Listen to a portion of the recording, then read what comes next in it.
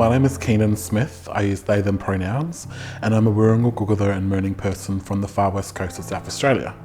I moved to Adelaide to study at university, environmental sciences. So I'm Lucy, I use she, they pronouns. I'm a non-binary trans femme person. I'm one of the kind of co-founders and co-facilitators of Trans Femme SA, which is a social group for basically anyone who the doctors kind of went, oh, that's a guy, and they got it wrong, and you're like, hey, what do I do now?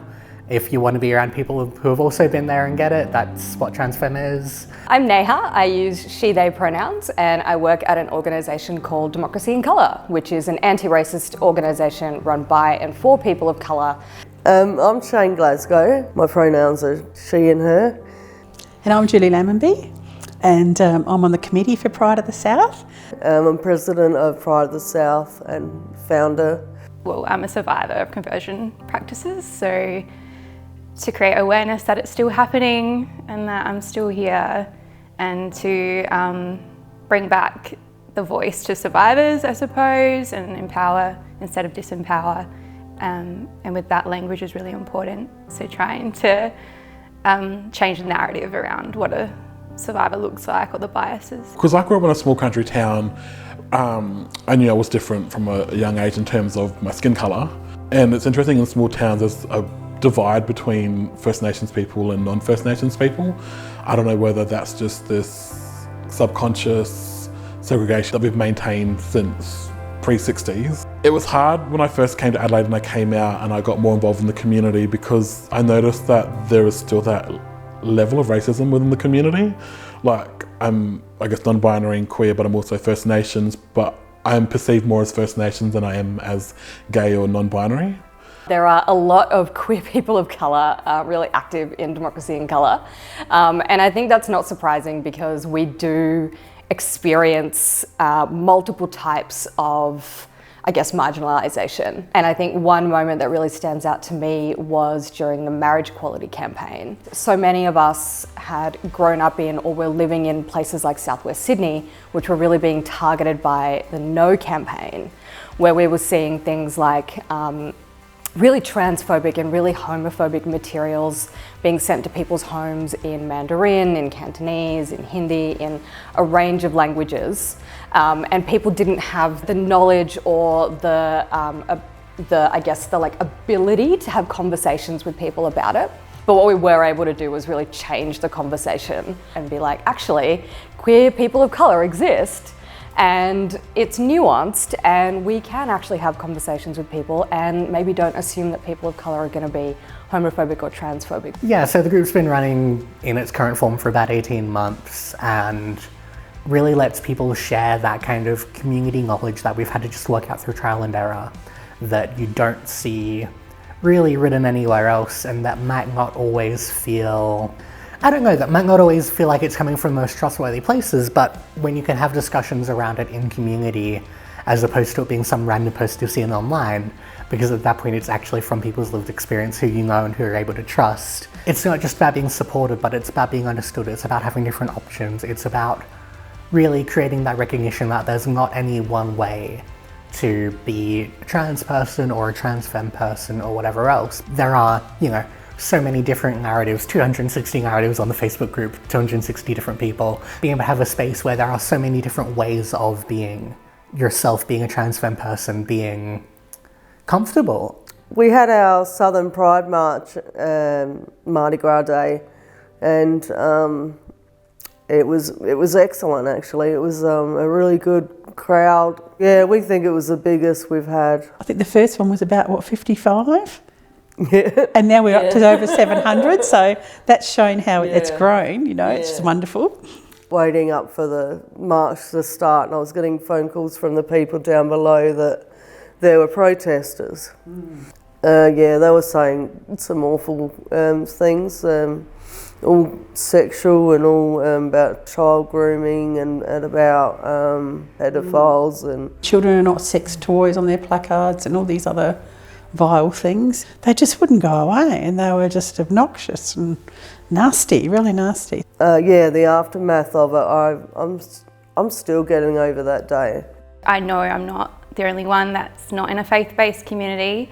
I've left that, and I've had to put boundaries with family. This is so difficult to sit here because, yeah, you're facing judgment from your family, and speaking out is a lot more harder because you're more at risk of backlash. Statistically, I read research on this, and there's so many people like me out there. So I was like, where are the representations there? I just want there to be a ban.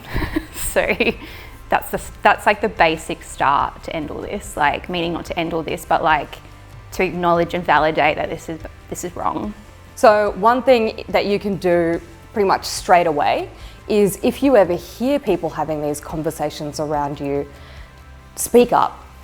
So don't be afraid to say, hey, actually, that doesn't sound right to me. Like, you don't have to yell at someone, you don't have to call them names. You know, remember that you probably have a relationship with this person, you have this shared experience with this person, draw on that. And really draw on your own experience, so draw on your own relationships with people, draw on what you've seen and heard, because that is far more powerful than worrying about quoting stats or worrying about getting into the nitty-gritty of politics. Just keep it about, you know, your life experience and the people that you know, and why you care about the queer people or the queer people of colour in your life. Well, I think to myself growing up as like a confused kind of scared queer person growing up in the country, not knowing, not really not knowing, but not having any role models or not having anyone in the community that was kind of out there or that I could look up and see myself as being that person. There's always someone like me, or there's a trans person or someone like that in our communities. Uplift our voices and uplift our profiles in our communities. I think some of the lobbying politicians is part of the thing, isn't it? Yeah. That we've been trying to do. I'm an ally, so yeah, go along so everyone knows it's not just a, you know, for example, a small section of the community, rainbow community, is complaining about this, that there are other people who are as concerned as they are about it, even though I'm not triggered by this stuff. It was still a scary event for me.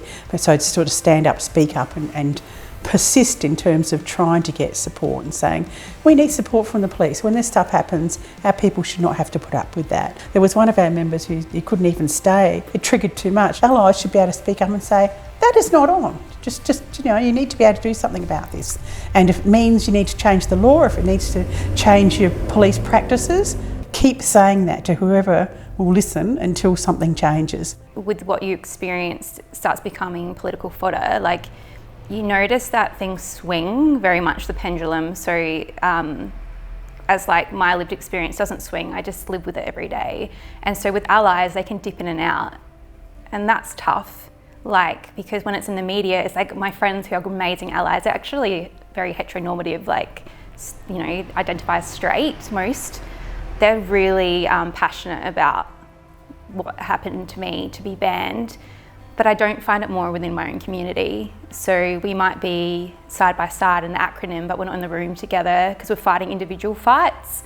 So as much as I can advocate for someone else, I find that there's a lack of that, you know, here, even though in SA they're wanting it banned, I don't understand. So I guess with allies, do the research, ask, like, if you feel okay to ask someone who's saying that they've been through it, what is the appropriate way to talk about it.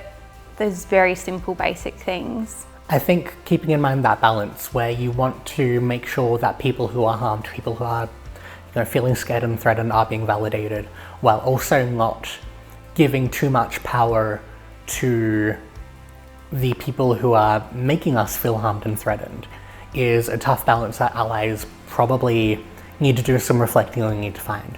Because you can't sit there and say that this isn't happening when it clearly is. These things don't stop with trans people, that when you're validating transphobic rhetoric, you're also validating sexism, you're also validating racism, you're also validating all these things that will, if these movements continue to build, continue to gain power, continue to gain representation, will eventually ultimately fall back on you. Keep trying to expand your network. So, you know, don't be weird about it. As can be the case sometimes. Don't get too excited when you meet someone. Be normal, treat them like a human being. But I think approach this with a curiosity rather than too much of a stress. Like, don't stress that you're going to do things wrong or that you're going to say the wrong thing, because inevitably you will. And that's fine. I say the wrong thing all the time. And I just have to suck it up and apologize and move on and not do it again. And so similarly, you can apply that same sort of openness and curiosity in your own life and go, okay, well, I'm going to give this a go. I'm going to be open-minded. I'm going to try and meet new people. I'm going to try and expand my networks. I'm going to try and host an event that's different to what we usually do, and see what happens. Because hopefully you bring in a whole different crowd, and then our community just grows and it's just more beautiful and wonderful.